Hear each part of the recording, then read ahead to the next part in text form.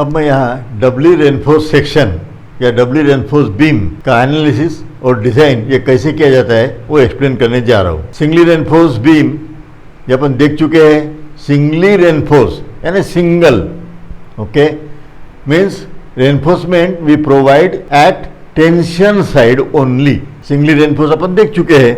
कोई बीम है, उसमें रेनफोर्समेंट एक साइड में, ये है टेंशन जोन, नीचे वाला इधर में रेनफोर्समेंट दे दी तो ये होती है सिंगली रेनफोर्स। लेकिन यदि रेनफोर्समेंट ये दोनों भी तरफ है, यानी ये टेंशन जोन, ऊपर वाला कंप्रेशन जोन, यहाँ पे भी अगर रेनफोर्समेंट दी गई है, कुछ भी रीजन से रहो, रीजन तो अपन देखेंगे एक एक, तो ये हो गई डबली रेनफोर्स बीम या डबली रेनफोर्स सेक्शन। अब ये example AST we use for steel in tension side, A for area, S for steel, T means tension. Similarly ऊपर में जो रेनफोर्समेंट है उसको बोला जाएगा फिर A stand for area, S for steel, C for compression side या compression, है ना। हो गए रीजन्स कहाँ पर प्रोवाइड करते हैं और कब ये प्रोवाइड करना चाहिए, ओके, और ऑटोमेटिक कहाँ पर ये बन जाती है, ये सारा। एक तो सेक्शन का डायमेंशन, जो भी बीम है या ऐसी बीम, इसका डायमेंशन फिक्स है 300 mm by suppose to be 500 mm। ये दोनों डायमेंशंस पक्के हैं, इसके ऊपर अपन डायमेंशन दे नहीं सकते। जैसे थिएटर होता है, थिएटर में जो बालकनी, बराबर है, अब बालकनी में आगे पैरापेट वॉल होती है, हो गए, वो पैरापेट वॉल या उसके नीचे, बराबर है, तो वो जो है लेंथ ये काफी होते हैं स्पैन थिएटर का या कोई सिनेमा टॉकीज। और वहां पे यदि आपने क्रॉस सेक्शन ये जो 500 दिया है फॉर एग्जाम्पल, तो 500 की जगह अगर कैलकुलेशन में अपने को लग रहा है 1000 ऐसी, तो इस तरह अगर बीम प्रोवाइड करते हैं तो वहां पर विजन में ऑब्स्ट्रक्शन आएगा।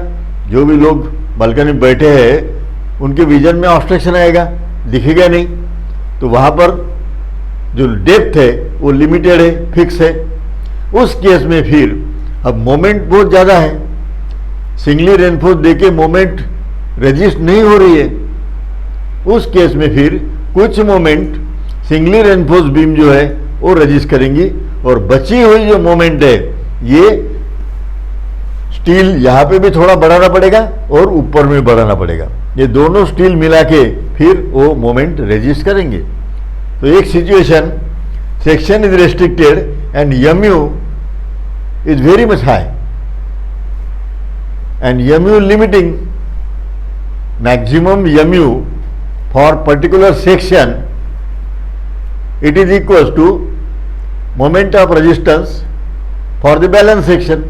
mu limiting ये maximum है, limiting value है यानी maximum, तो mu limiting for particular section जैसा 300 by 500, इसके लिए मोमेंट ऑफ रेजिस्टेंस की वैल्यू फिक्स है, बराबर है। वो फिक्स वैल्यू से ये वैल्यू ज़्यादा है, तो बची हुई जो मोमेंट है ये mu माइनस mu लिमिटिंग करेंगे, तो जो बची हुई मोमेंट है ये लेना होगा, ये additional steel at tension side, additional and steel at compression side, ये इनको लेना होगा। तो ये एक सिचुएशन बनती है। अब next eight support of continuous beam, अगर कंटिन्यूस बीम है तो इस तरह बीम होती है, वो कंटिन्यूस बीम ऐसे, ओके। अब ये बीम कैसे डिप्लीट होती है, ऐसी ऐसी ऐसी ऐसी ऐसी, बराबर है। अब ये जो जोन है ये सपोर्ट वाला, यहां पर क्या हो गया, मोमेंट जो है ये हॉगिंग नेचर हो गई। अगर हॉगिंग मोमेंट होती है तो टेंशन है टॉप, बराबर है, और कुछ बार नीचे भी रहते हैं। तो इस सेक्शन में यहां पर जो बीम रहेगी ये नीचे में कुछ बार रहेंगे और ऊपर में टेंशन आ रहा है, ये हॉगिंग बन गया। हॉगिंग की वजह से टेंशन ऊपर में, अगर टेंशन ऊपर में तो रेनफोर्समेंट ऊपर में देना होगा। ओके, तो ये सेक्शन यहाँ पे और यहाँ पे जो है ये सिंपली ये बीम और ये ऐसे इस पोर्शन में, क्योंकि यहाँ पर टेंशन बॉटम साइड में है। बॉटम साइड में टेंशन अगर है तो स्टील बॉटम में, ऊपर में स्टील की जरूरत नहीं है। लेकिन यही बीम सेम बीम है ये। ओके, ये क्रॉस सेक्शन, दूसरा ये क्रॉस सेक्शन। ओके, अब ये दोनों क्रॉस सेक्शन में डिफरेंस है। यहाँ पे ये क्रॉस सेक्शन में स्टील यहाँ पर है और यहाँ पे जो है ये क्रॉस सेक्शन में स्टील यहाँ पर भी है और ऊपर में भी है। तो ये situation. So at support of continuous beam we provide doubly reinforce beam. Next, to reduce deflection due to creep and shrinkage. Creep और श्रिंकेज की वजह से जो डिफ्लेक्शन आता है, क्योंकि कंक्रीट में क्रीप और श्रिंकेज आएगा।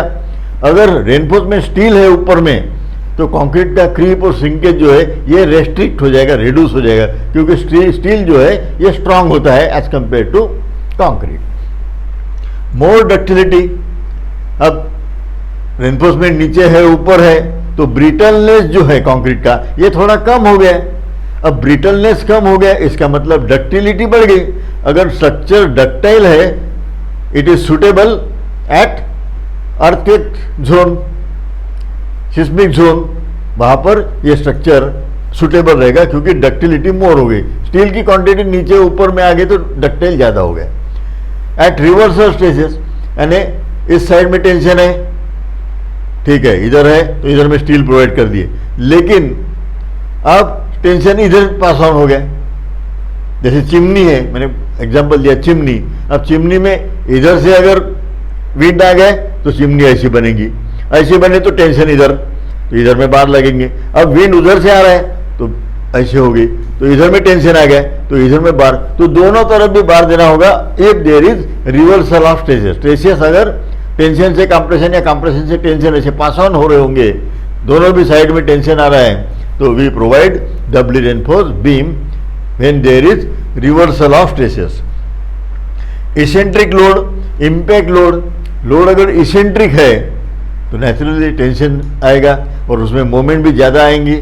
और इम्पैक्ट है तो ये दोनों तरफ, इम्पैक्ट से क्या है दोनों साइड में लोड ट्रांसफर होगा, बराबर भरोसा नहीं है, तो उस केस में फिर अपन डबली रेनफोर्स बीम प्रोवाइड करते हैं when there is eccentric load और impact loads. At torsion moment, जहाँ पे टॉर्शनल मोमेंट है, ये बीम है ऐसी ट्विस्ट हो रही, ओके, तो उस केस में टॉर्शन में अपन ये डबली रेनफोर्स बीम प्रोवाइड करते हैं। इट इज हेल्पफुल, अब डबली रेनफोर्स है, ये बीम है, अपन स्टीरअप प्रोवाइड करते हैं। आगे जो चैप्टर आने वाला है शियर रेनफोर्समेंट, ऐसे स्टीरअप प्रोवाइड करते हैं। अब अगर सिंगली रेनफोर्स बीम है, ओके, सिंपली सिंगली रेनफोर्स, तो ये जो स्टीरअप है ऐसे, इसको तो यहाँ पे होल्ड कर दिया, लेकिन ये खड़ा रहना चाहिए, सीधा रहना चाहिए, तो अपन क्या करते हैं यहाँ पर एंकर बार प्रोवाइड करते हैं, 2 बार एंकर प्रोवाइड करते हैं ताकि स्टीरअप को स्ट्रेट रख सके। लेकिन डबली रेनफोर्स अगर डिजाइन करते हैं तो वहां पर ये एंकर बार प्रोवाइड नहीं करना पड़ेगा, अपने ऑलरेडी डबली के बार हैं। डबली रेनफोर्स के लिए जो बार लग रहा है, जो बार लग रहे हैं, उसी बार को अपन टाइप कर सकते हैं, तो एडिशनल एंकर बार देने की आवश्यकता या जरूरत नहीं होगी। Okay, so these are the reasons and helpfulness of the doubly reinforce beam I explained. Now अब देखते हैं properties of doubly reinforce section. ये थोड़ा सी लंबी चौड़ी है ये प्रोसीजर, ओके, तो ये डायग्राम मेरी कंटिन्यू रहेंगी और बाद में इधर मेरे को लिखते जाना पड़ेगा। अब देखिए, या तो फिर मैं इस वीडियो की अगर लेंथ बढ़ती है तो उसको 2 पार्ट करूंगा, इसी के ये एनालिसिस के 2 पार्ट करूंगा, या तो फिर एक ही वीडियो में कंप्लीट करने की कोशिश करूंगा, देखते हैं। नाउ ये है अपनी डबली रेनफोर्स बीम, ये doubly, okay, I can write here, ये है अपनी डबली, जिसमें AST है, area of steel in tension side, area of steel in compression side ASC और AST, ओके। यहां मैंने बताया 5 बार, ये से एग्जाम्पल के तौर पर समझना चाहिए जल्दी, इसलिए ये 5 बार और यहाँ पे 2 बार दे दिए। ओके, अब ये होती है effective depth as usual. Tensile reinforcement जहां तक है उसके सेंटर तक टॉप फाइबर से अपन इफेक्टिव डेप्थ लेते हैं। इज इक्वल टू, अब क्या कर रहा हूं मैं, इसको स्प्लिट कर रहा हूं 2 पार्ट में। एक पहले ये लेता हूं मैं सिंगली रेनफोर्स। अब सिंगली रेनफोर्स अपने को पता ही है ना, जिसने ये यम्यू कितना रजिस्ट किया है उतना ही स्टील अपने काम का है ना। क्रॉस सेक्शन तो फिक्स रहेगा, क्रॉस सेक्शन में कोई चेंजेस नहीं कर सकते, बराबर है। अपन चेंजेस कर सकते हैं बार में। अब ये क्रॉस सेक्शन के लिए लिमिटिंग वैल्यू ऑफ AST और क्रिटिकल वैल्यू और बैलेंस वैल्यू, जो मैक्सिमम AST इस कंप्रेसिव फोर्स को बैलेंस करने के लिए कितनी लगती है, मैंने यहाँ पे एग्जांपल के तौर पर 3 बार दे दिए। ये क्रॉस सेक्शन के लिए 3 बार यानी AST 1 3 बार सफिशिएंट है, ऐसे मैंने कंसीडर किया। और ये हो गई अपनी सिंगली। अब ये होल जो है इसको फिलहाल नजरअंदाज करो। मैंने अभी, नहीं तो चौथी फिगर बनती थी। ये जो होल है यहां पर क्या है, ASC है। ओके, यहां पर अब ASC निकाल लिया वहां से। अब ASC अगर निकाल लिया तो वहां पे होल रहेंगे ना, ये होल है वो। ASC कहा है यहाँ पे नहीं है तो उसका रिप्रेजेंटेशन यहाँ पे होल है। Okay, whole of ASC। अब क्या बचा है, इक्विवेलेंट करना है, दोनों इक्वल टू साइन है ये, प्लस क्या बचा है, इधर में 5 बार थे 3 बताए, 2 बार बचे, ये हो गया AST 2। तो ये बैलेंस मोमेंट जो है, यानी पहली अपनी मोमेंट एक for example suppose to be 50 है, अपने को इतनी 50 MU लेना है। MU लिमिटिंग जो है इसकी कैपेसिटी मान लो 35 है। ओके, अब ये दोनों में से ये मैक्सिमम मोमेंट ले सकता है। अब बची हुई मोमेंट जो है, ओके, ये MU1 बोल देता हूं मैं, MU2 हो गए। बची हुई मोमेंट कितनी बची, 15। तो ये 15 किलो न्यूटन या जो भी है, न्यूटन इंटू 10⁶ न्यूटन MM वगैरह जो भी है ना। पहले इतनी मोमेंट अपने को रेस्ट्रिक्ट करना है, रजिस्ट करना है, कितनी मोमेंट लेना है। ओके, ये मोमेंट में से balance section maximum, balance section है ना मैक्सिमम मोमेंट कैरिंग कैपेसिटी, वो है 35। ये जो क्रॉस सेक्शन दिया है, ये वाला क्रॉस सेक्शन, इस क्रॉस सेक्शन की मैक्सिमम कैपेसिटी ये 35 है, ये B है। ओके, अब और 15 जो बची हुई है इसको लेना है। अब ये मोमेंट कौन कैरी करेगा, ये स्टील, एडिशनल स्टील देना पड़ेगा। अब ये अगर स्टील दे दिए तो यहाँ पे टेंसाइल फोर्स जनरेट हो गया, ठीक है, लेकिन उसको फिर बैलेंस करना पड़ेगा कंप्रेशन से। तो मुझे ये कंप्रेसिव फोर्स डेवलप करने के लिए यहाँ पे ASC यानी area of steel in compression zone, तो यहाँ पे कंप्रेशन, यहाँ पे टेंशन, फिर से यहाँ पर कपल फॉर्म हो गए और यहाँ पे कपल। ओके, तो ये मोमेंट्स, तो ये जो मोमेंट फिगर है ये मैं बोल देता हूं यहाँ पे इमेजिनरी। ओके, अब ये मोमेंट कितना लेगा, या टोटल MU, इस एग्जाम्पल के हिसाब से 50, एग्जाम्पल के तौर पर ये 50। अब सिंगली ने कितना लिया है, MU1 लिया है, इसने ले लिया है 35, बराबर है 35, और बची हुई 15 जो है ये MU2 और ये बची हुई 15 हो गई टोटल। तो इस तरह मोमेंट रेजिस्ट की जाती है by using doubly reinforce section. Okay, अब स्ट्रेस ब्लॉक एज यूजुअल, ये टोटल स्ट्रेस ब्लॉक, इसका अपने को काम नहीं है, इसका ही है। अब इसमें ये मैक्सिमम कंक्रीट में जो स्ट्रेसेस होते हैं वो 0.446 FC के, ये देख चुके हैं। ये होती है इफेक्टिव डेप्थ, यहाँ पे टेंसाइल फोर्स और यहाँ पे कंप्रेसिव फोर्स हो गया। तो ये ट्रेस ब्लॉक हो गया इस डायग्राम का, डबली रेनफोर्स सेक्शन का। लेकिन डबली रेनफोर्स को एनालाइज या डिजाइन करते समय अपन उसको स्प्लिट करने वाले हैं, और स्प्लिट ही करना होता है, ये अपन ही कर रहे ऐसा नहीं है। ओके, अब सिंगली रेनफोर्स का ट्रेस ब्लॉक और ये सब अपन देख चुके हैं ऑलरेडी। अब यहां पे मैक्सिमम स्ट्रेस जो है ये कितनी रहती है, 0.446 FCK इस फाइबर पे। ओके, ये XU होता है और ये T, तो TU1 दो पार्ट में डिवाइड किया है, इसलिए TU1 दिया है अपन ने। ओके, और बाद में TU2, तो टोटल टेंसाइल फोर्स ये हो गया, बराबर है। ये सिंगली रेनफोर्स के लिए। और यहाँ पे कंप्रेसिव फोर्स होता है, उस कंप्रेसिव फोर्स का CG 0.42 XU होता है, ये भी देख चुके हैं। और ये होता है लीवर आर्म। अगर आपने डायरेक्ट डब्ल्यू देख रहे होंगे तो आप सिंगली रेनफोर्स बीम जो है उसके एनालिसिस कैसे किया है वो वीडियोस देख लीजिए, तो ये जल्दी समझ में आएगा, क्योंकि आधा पार्ट सिंगली का है और आधा ऐड करना है डब्ल्यू के लिए। ओके, तो ये सिंगली रेनफोर्स का है, ये ऑलरेडी मैं बहुत बार बता चुका हूँ। अब इधर का देखते हैं, इधर में स्ट्रेसेस कैसे हो रहे हैं, कैसे आ रहे हैं। अब ये जो कंप्रेसिव स्ट्रेस है, कंप्रेसिव फोर्स है, ये यहाँ एक्ट होगा बार में। अब बार कहाँ पर है, बार इतने डिस्टेंस पे है, ये कितना डिस्टेंस है, DC है ना। ये बार का सेंटर ऊपर से DC पे कंप्रेसिव फोर्स रहेगा।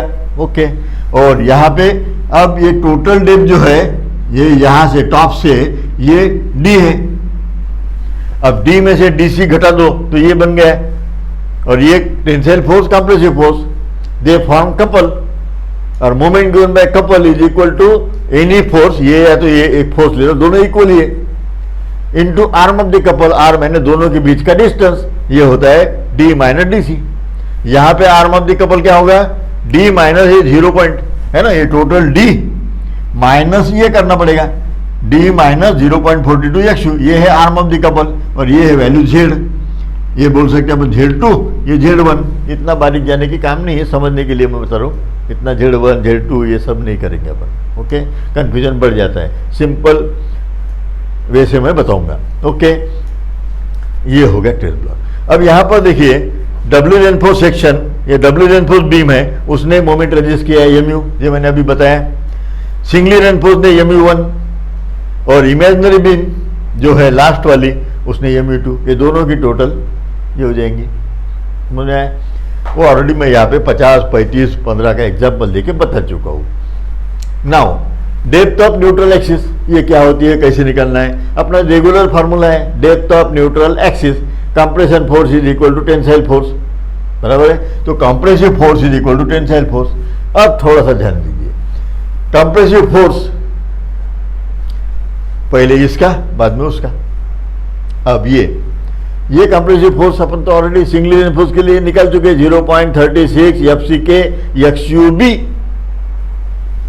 0.36 FCK XUB, ये तो सिंगली रेनफोर्स का हो गया। अब ये जो है इसकी कलाकारी करना होगा। अब ऊपर में जो कंप्रेसिव फोर्स है यहां पर, ये देखो मैंने बार डाल दिए, ये है अपना ASC है।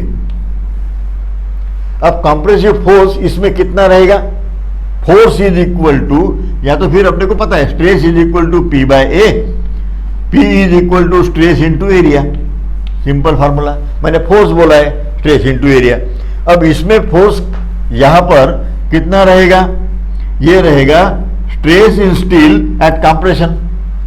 यहाँ पे जो स्टील है उसमें कितने स्ट्रेस है डेवलप हो रहे, multiply by area of steel, इतना कंप्रेसिव फोर्स इसमें रहेगा, हो गया।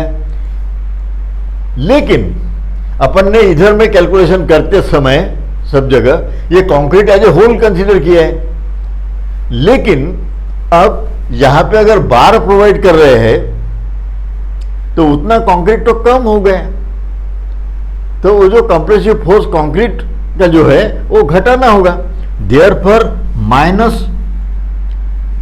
होल का। होल में कंक्रीट था और कंक्रीट को अपन ने पहले कंसीडर कर दिया है, बराबर है, एज ए होल। ये पूरे ट्रेस ब्लॉक जो है ये पूरे कंक्रीट में है ना, यहाँ पर होल नहीं है, मैंने पहले बताया था, आप उसको नजरअंदाज कर दो, समझने के लिए लिखा था, होल नहीं है। तो यहाँ पे कंप्रेसिव फोर्स आ गया, लेकिन एक्चुअली वहां पे बार डाल रहे, उतना कंक्रीट कम हो रहा है, तो होल ने जो कंप्रेसिव फोर्स लिया था वो घटाना होगा। दैट इज इक्वल टू फिर से stress, so stress in concrete in compression, okay, multiply by, अब होल की साइज क्या रहेंगे, जितना बार था उतने ही, तो बार का एरिया जो है वो सेम यहां पे लिखना होगा। अब ये दोनों की टोटल करते हैं तो क्या आएगा, अब यहां पे देखो ASC है, तो मैं ASC कॉमन निकाल लेता हूं, निकाल लिया। अब ब्रैकेट में इधर मैं लिख सकता हूं FSC माइनस FCC, बराबर है। तो यही चीज मैंने यहां पे लिखी है, FSC माइनस FCC ASC। तो हर बार ध्यान में रखना है FSC माइनस FCC। अब इतना ये कैलकुलेशन करने की जरूरत नहीं है, ये कैसे आया ये मैंने बताया, और ये इसकी हैबिट हो जाएंगी, न्यूमेरिकल छुड़ाएंगे आपने, मैं बताऊंगा बाद में, और बहुत बार आने वाला है, तो ये अपना मेमोराइज हो जाएगा। हो गया, ये टोटल कंप्रेसिव फोर्स हो गया, and that is equal to tensile force. Tensile force के लिए simple 0.87 FY AST total area, क्योंकि टोटल टेंसाइल फोर्स लेंगे अपन, ये और ये जोड़ने की जरूरत नहीं है, बराबर है, एक ही लाइन में, उसमें कोई फर्क नहीं है। ओके, हो गया। नाउ अब यक्षु यहां पर है,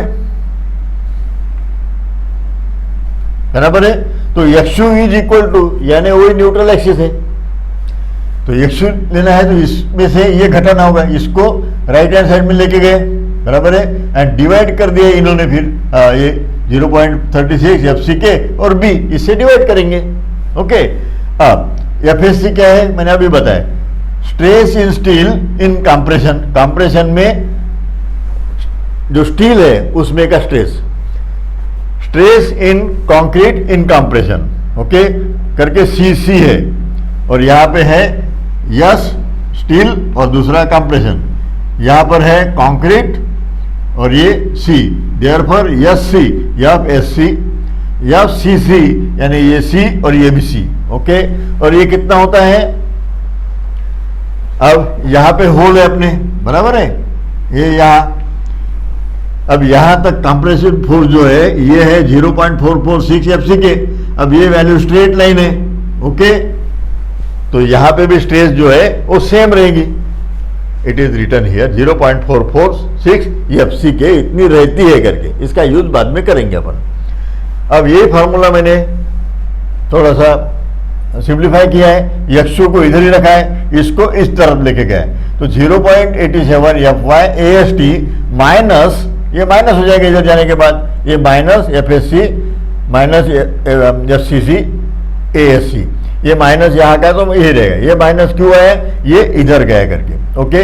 और बची हुई टर्म में से ये डिवाइड करना होगा, 0.36 ये FCK और यक्षु तो इधर है B, okay, so with the help of this equation we can find out the value of depth of neutral axis.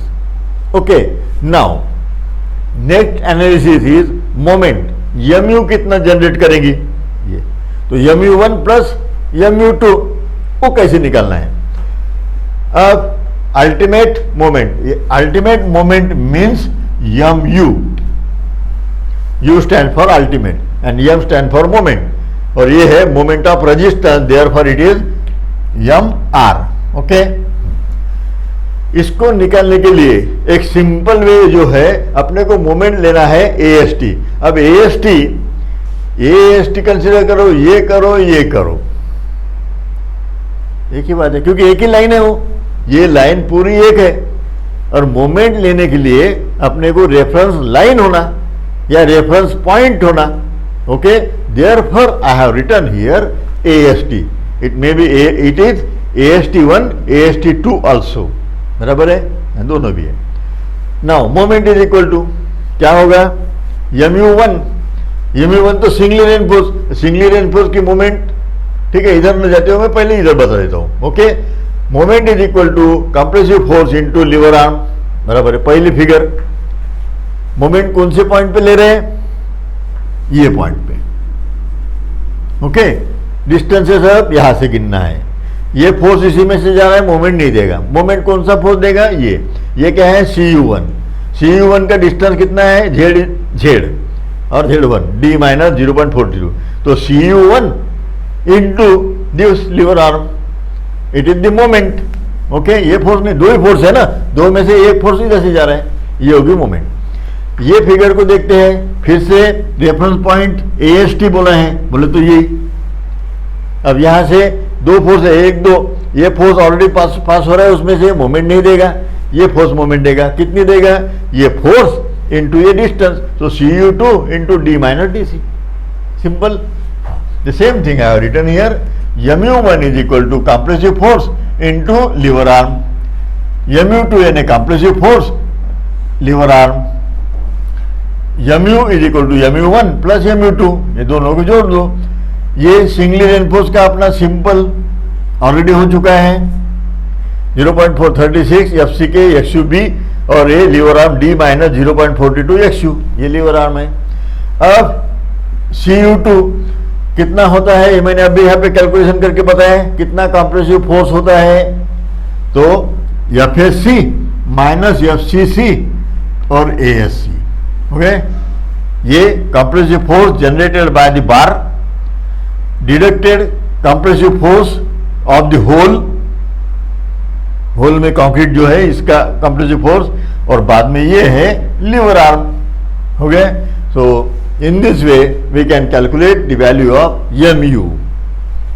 हो गया, तो मैंने यहाँ पर बताया कि neutral axis, actual neutral axis कैसे निकाला जाता है, और बाद में मोमेंट ऑफ रेजिस्टेंस अल्टीमेट जो है वो कैसे निकाला जाता है, उसका एनालिसिस कैसे करते हैं डब्ल्यू रेनफोर्स का, ये मैंने बताया। बहुत अच्छे से केयरफुली आप देखिए तो आपको समझ में आ जाएगा। ओके, अब एनालिसिस का लास्ट पार्ट जो है, area of steel in tension side and in compression side, means AST और ASC।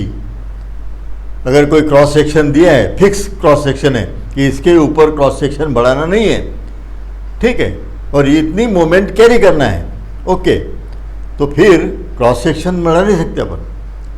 तो उतनी मोमेंट अगर लेना ही है तो फिर एडिशनल मोमेंट जो रहेंगी, बैलेंस सेक्शन के ऊपर अपन जा नहीं सकते, बराबर है। बैलेंस सेक्शन के ऊपर अपने को स्टील प्रोवाइड करना है, फिर टेंशन साइड में प्रोवाइड करना पड़ेगा, उसको कंपनसेट करने के लिए tensile force, because total tensile force should be equal to compressive force. अगर स्टील बढ़ गई तो वहाँ पर टेंसाइल फोर्स बढ़ गया, तो कंप्रेशन साइड में भी अपने को, अगर स्टील बढ़ गई तो फिर टेंसाइल फोर्स बढ़ गया, तो उस टेंसाइल फोर्स को कंपनसेट करने के लिए अपन ASC means steel in compression zone provide करते हैं। तो ये जो है ASC और ये दोनों मिला के एडिशनल मोमेंट ले लेंगे ये, और ये जो है ये बैलेंस सेक्शन के लिए।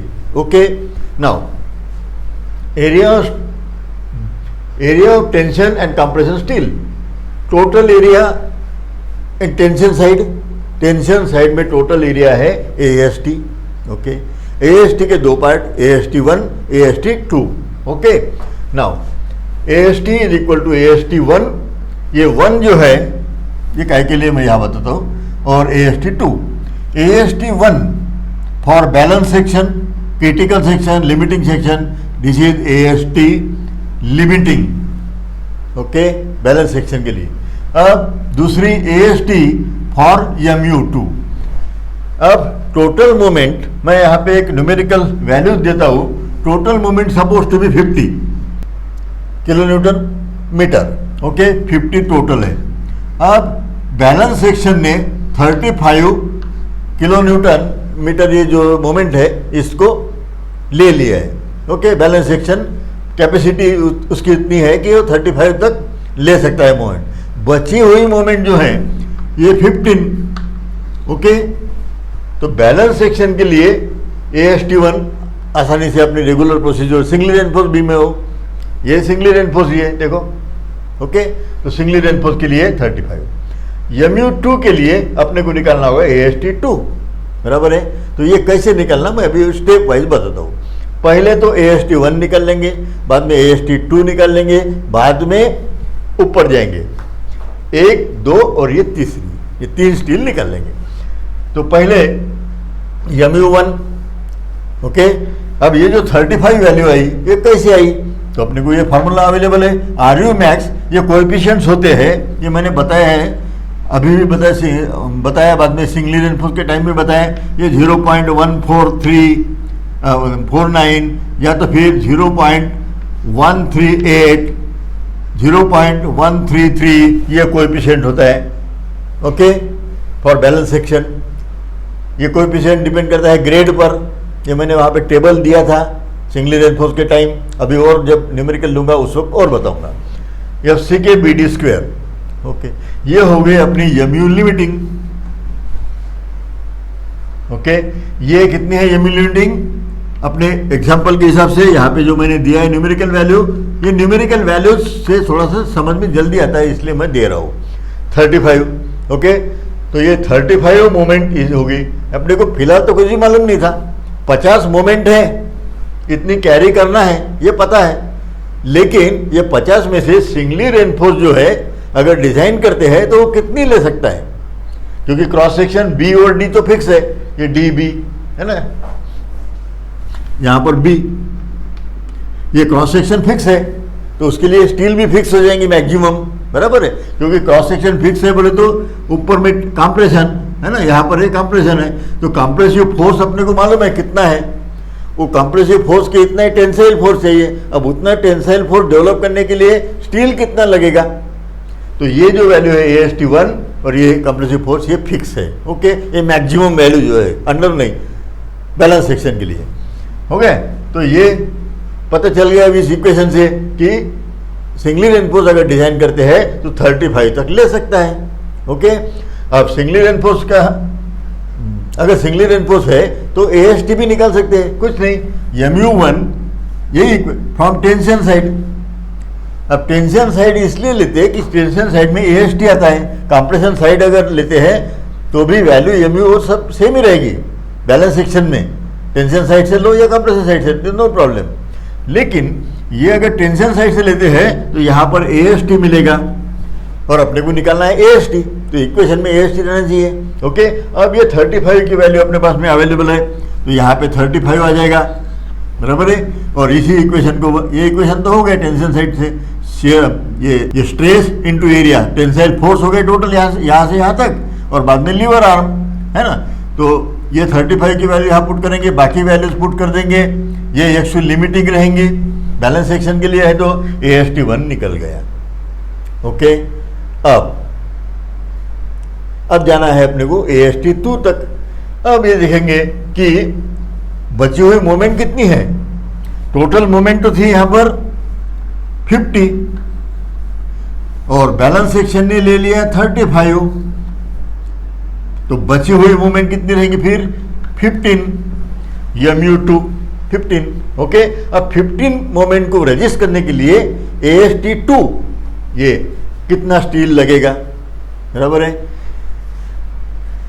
अब सिंपली एक ही चीज करना है, मोमेंट लेना है, बराबर है। मोमेंट ये दो फोर्सेस है, ये देखो है ना, तो moment given by this forces TU into this arm एक, और TU और CU ये दोनों सेम रहते हैं, इक्वल वैल्यू, बराबर है, equilibrium condition, summation FS must be equal to 0, तो ये और ये दो फोर्स इक्वल है।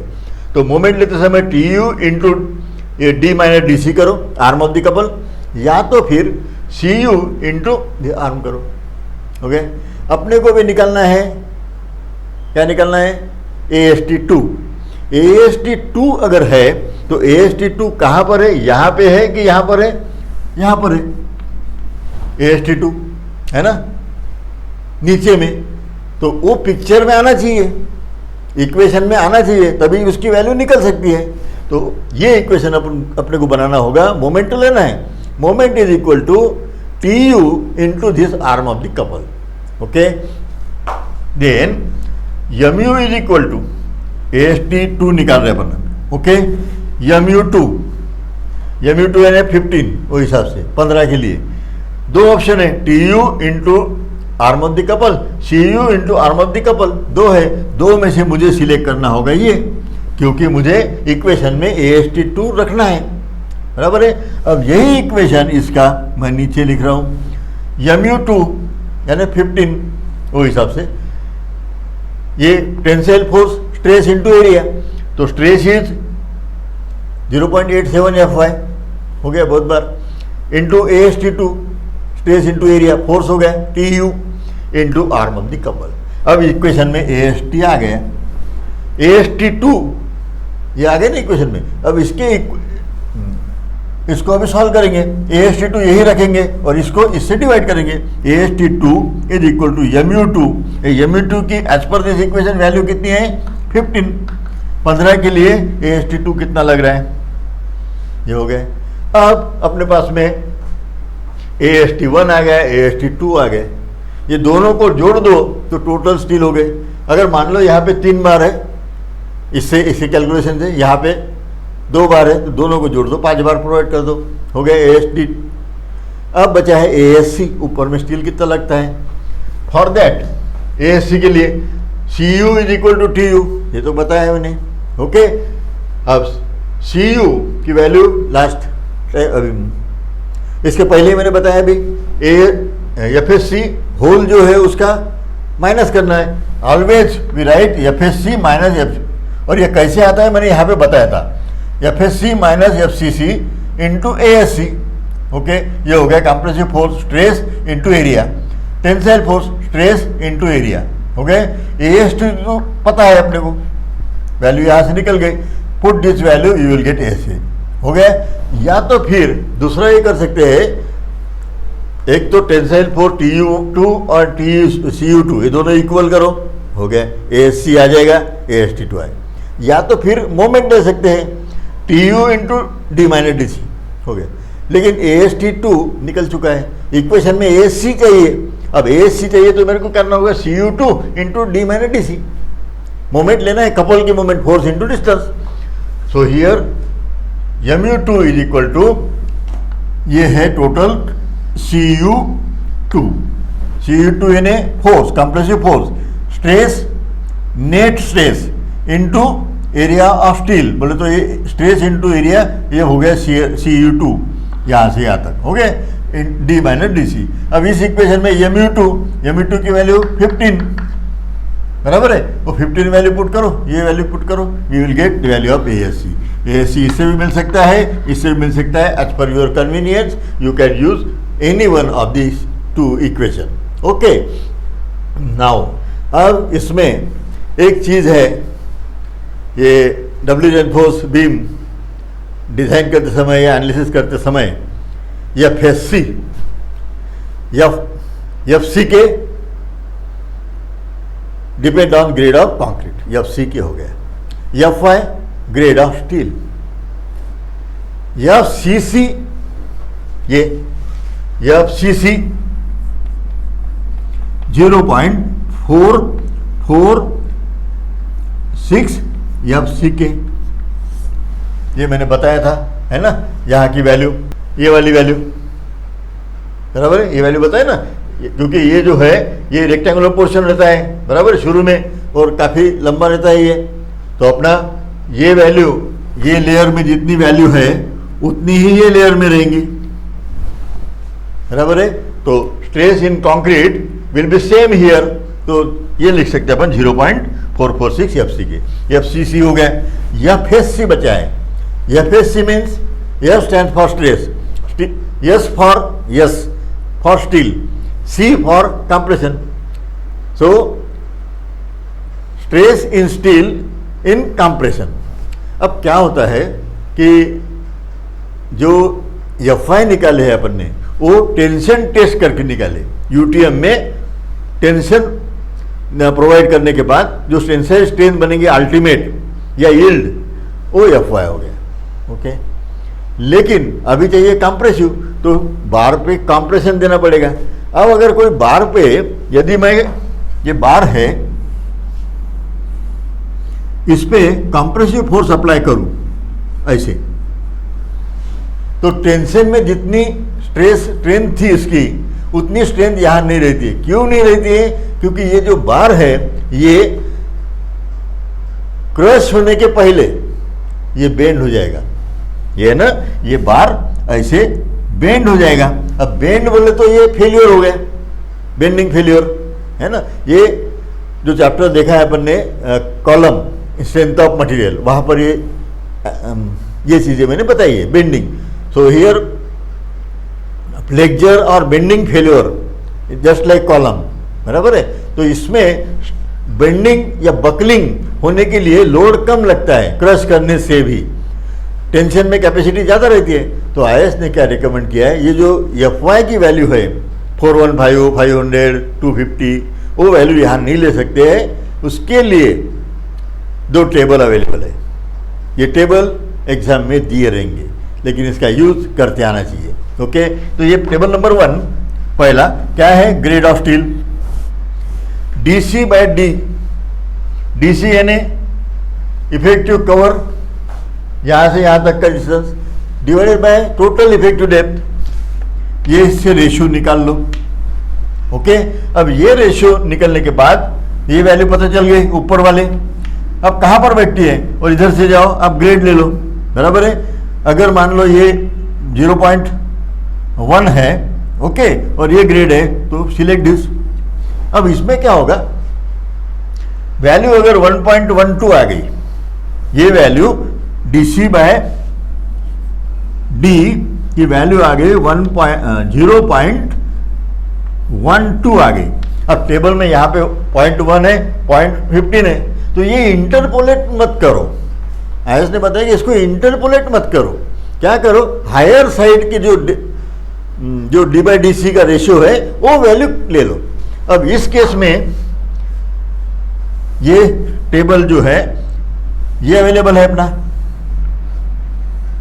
ओके, लेकिन अपनी वैल्यू DC/D की ये ज़्यादा आ रही है, तो DC/D का जो हायर वैल्यू है ये है, बराबर है। तो you select this one without any interpolation. इसके लिए भी यानी 0.11, 0.12, 0.13, 0.14, ये सब के लिए you select this value, okay, तो भी चलेगा। तो ये आ जाएंगी वैल्यू FSC की, है ना।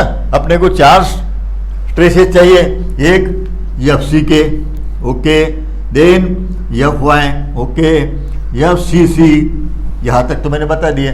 ये ग्रेड ऑफ कंक्रीट से आएंगी, ग्रेड ऑफ स्टील से आएंगी। FCC यानी ये 0.44, 446 ये हो गया। अब बची थी अपनी FSC, ओके। तो FSC के लिए ये टेबल, या तो फिर कभी ये भी टेबल दिया रहेगा। ये जो टेबल है it is operated on the basis of strain. अब स्ट्रेन डायग्राम ये देख चुके हैं, strain diagram, maximum strain in concrete is 0.0035, ये तो फिक्स है, ओके। अपने को स्ट्रेन निकालना है जहां पर कंप्रेसिव स्टील दे रहे अपन, ASC जहां पर प्रोवाइड कर रहे हैं, इस लेवल में स्ट्रेन क्या रहेगी।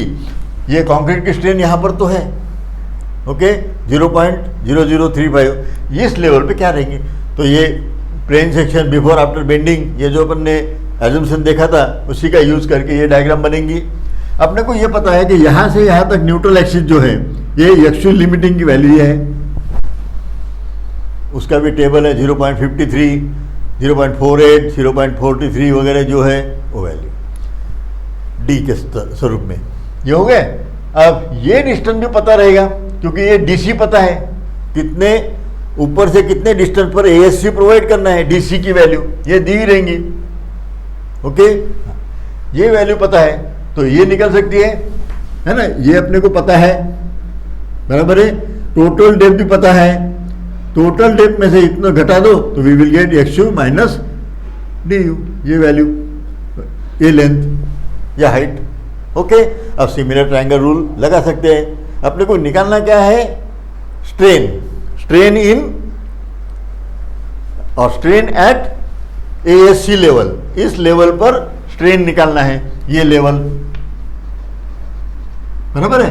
तो ये वैल्यू स्ट्रेन की निकालना है तो इसको पहले लिख देता हूं मैं, इसकी करस्पॉन्डिंग वैल्यू ये रहेंगी, है ना, इसके करस्पॉन्डिंग ये वैल्यू, बराबर है।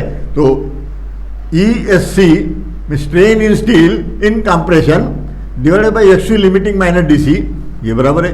अब सिमिलर ट्रायंगल ये, दिस डिवाइडेड बाय ये टोटल डेप्थ 0.0035, ये टोटल डेप्थ, ये एक्चुअल लिमिटिंग। इससे स्ट्रेन निकल जाएगा, इसको इधर मल्टीप्लाई करना पड़ेगा, तो इक्वेशन बनेगा E S C is equal to 0.0035 actual limiting minus D C actual limiting. Strain निकल गई। अब एक टेबल दिया है, ये टेबल में ये है स्ट्रेन की वैल्यू, ओके, और ये है उसकी करस्पॉन्डिंग स्ट्रेस। अब वैल्यू अगर इसकी ये आ गई तो ये वैल्यू ले लेना है। कब? 415 है तो ये 415 के लिए दिया है, 500 के लिए, 250 के लिए अलग, और जैसा न्यूमेरिकल रहेगा उसमें वो टेबल दिया रहेगा, सिर्फ यूज करते आना चाहिए। तो अपने को स्ट्रेन निकालना होगा इस इक्वेशन से। इक्वेशन याद नहीं आया तो ये डायग्राम निकाल के बना लेना है, ओके। स्ट्रेन की वैल्यू सी है। अब इधर में जो है ये क्या है, ये भी सेम है। कभी अगर ये वैल्यू नहीं दी रही तो ये दी रही तो भी निकालते आना चाहिए। कैसे? अब देखो ये स्ट्रेन है, ये स्ट्रेन इस इक्वेशन से निकल जाएंगे, इसकी वैल्यू ये ले लो या तो फिर ये दी रहेंगे। अब यहां पे देखो 0.80 FYD डिजाइन स्ट्रेंथ है वो, FY नहीं है ओनली। अब ये क्या है, FY is equal to FD is equal to FY divided by, है ना, 0.115। तो ये FYD की वैल्यू जो है ये रहेगी, ओके। तो फिर ये 288 कैसे आएगा, 2885 कुछ नहीं, ये जो है यहाँ पर क्या दिया है, अगर स्ट्रेन ये निकल गई अपनी, ये इक्वेशन से स्ट्रेन ये आ गई, बराबर है, तो उसकी वैल्यू ये अगर दी है तो डायरेक्ट वैल्यू लेके आगे का कैलकुलेशन करो। ये नहीं दिया है, ये दिया है इसके करस्पॉन्डिंग, ओके, तो ये लेना है, ठीक है, 0.80।